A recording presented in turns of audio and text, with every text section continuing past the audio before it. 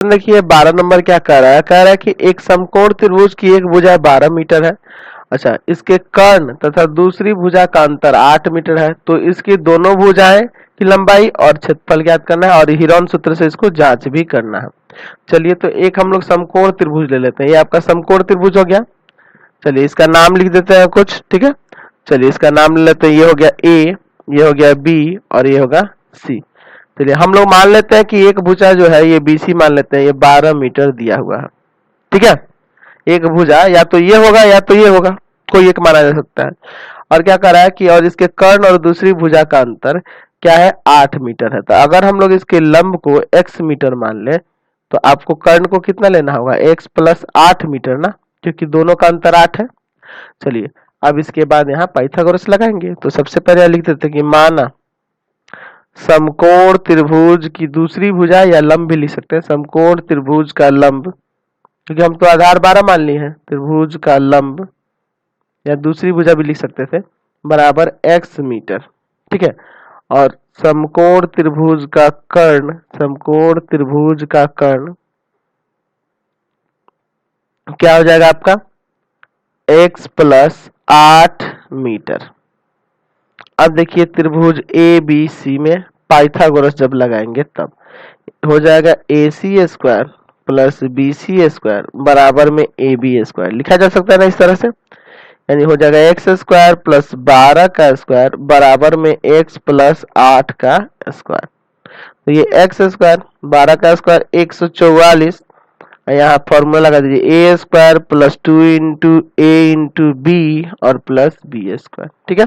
X square cut गया, 144 बराबर 16x और प्लस 8 64।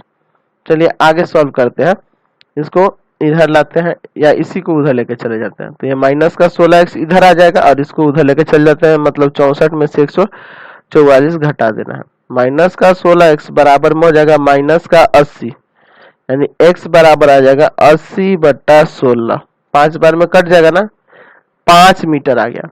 यानी कि ये जो AC था ना, AC आपका x था, यानी लंब जो था x था, यानी वो हो जाएगा 5 मीटर। और ये आधार जो BC है ना, वो तो 12 पहले से ही दिया है, तो उसको तो निकालने की कोई जरूरत नहीं है, कर्ण निकालना है ना। तो कर्ण आपका AB है इसमें, तो AB बराबर x प्लस 8 मीटर है, यानी कि यहां से आप इसको लिख सकते हैं, x की जगह क्या लेंगे, 5 और प्लस 8, यानी कि 13 मीटर ये आ गया। यानी कि दो अन्य जो भुजाएं निकालनी थी, यानी कि जो इसका एक भुजा निकालना था और एक कर्ण निकालना था, दोनों आ गया। अब इसका क्षेत्रफल निकालना है। तो चलिए आगे हम लोग क्षेत्रफल की बात करते हैं। आप त्रिभुज जो देख रहे हैं कुछ इसी तरह से ना बनाए हैं। अभी यहाँ A है, ये B है और ये C है। अच्छा, ये तो आपके पास 5 आ गया और ये पहले से 12 दिया है, 12 मीटर, ठीक है। और ये आपका 13 मीटर है। तो कर्ण से तो कोई मतलब नहीं है, आपको तो क्षेत्रफल निकालना है ना बस। तो त्रिभुज ABC का क्षेत्रफल क्या होता है, फॉर्मूला 1/2 आधार BC और गुना ऊंचाई AC, यानी 1/2 12 गुना 5 मीटर स्क्वायर। इसको काट देते हैं 6 बार में, 6 पचे 30 मीटर स्क्वायर, यहाँ से इसका क्षेत्रफल आ गया। लेकिन अभी यहाँ इसमें ना जांच भी करना है, किससे, हीरोन फॉर्मूला से।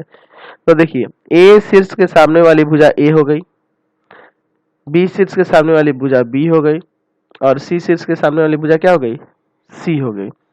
समझ गए, यानी A बराबर आपके पास 12 मीटर है, B बराबर 5 मीटर है और C बराबर 13 मीटर है। अब यहाँ से हम लोग पाइथागोरस सॉरी हीरोन फॉर्मूला लगाएंगे। तो चलिए सबसे पहले अर्ध परिमाप निकालते हैं। अर्ध परिमाप यानी कि सेमी पेरीमीटर S, तो होता है formula A plus B plus C और बट्टा में 2, यानी 12 प्लस 5 प्लस 13 और बट्टा में 2, यानी कि ऊपर आ जाएगा 30/2, काट दीजिए 15 मीटर। समझ गए ना, 15 मीटर आ गया ये। अब यहाँ लगाएंगे त्रिभुज का क्षेत्रफल, त्रिभुज का क्षेत्रफल। हीरोन फॉर्मूला में त्रिभुज का क्षेत्रफल आपको बता रखे हैं, √S S minus A S minus B और S माइनस C।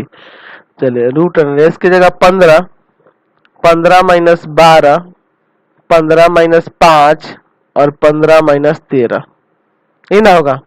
चलिए यहाँ रूट के अंदर बचेगा आपका 15 गुना 3 गुना 10 और ये गुना 2। 15 को तोड़ देते हैं, 3 गुना 5, 3 को 3 ही रहने देंगे, 10 को 2 गुना 5 और ये गुना 2 जो है वो रहेगा। यानी कि यहाँ देखिए 2 2 बार है, 3 भी 2 बार है और 5 भी 2 बार है। 5 या 15, 15 दूना 30 मीटर स्क्वायर। यही ना आपको साबित करके दिखाना था, हो गया।